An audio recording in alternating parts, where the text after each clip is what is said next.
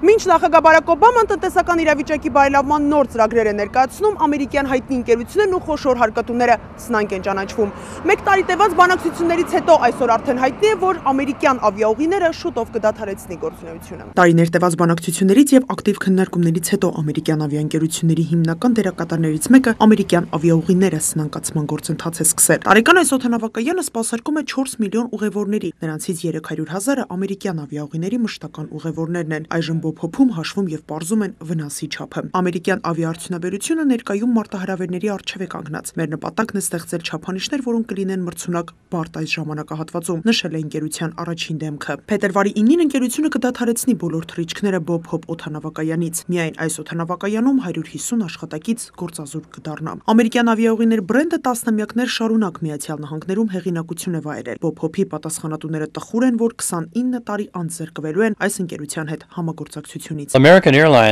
Այս օդանավակայանից 29 տարի շարունակ ամերիկյան ավիաուղիները իրականացրել է չվերթներ։ Այն մեր ուղևորների շրջանում մեծ հեղինակություն էր վայելում։ Որպես կանոն բոլոր թռիչքների ժամանակ տոմսերի 90%-ը վաճառվում էր։ Գործընթացը բարդ է, բայց անհրաժեշտ, հայտարարում են ամերիկյան ավիաուղիներում։ Նրանք համոզված են, որ ընկերության ապագայի համար սա ճիշտ քայլ է։ Ամերիկյան տրանսպորտային հաղորդակցության բյուրոյի տվյալներով միայն 2011 թվականին ամերիկյան ավիաուղիները կորցրել է $382 միլիոն։ Անցնող տարում ընկերությունը սպասարկել է 43 միլիոն ներքին եւ 8 միլիոն միջազգային ուղևորների։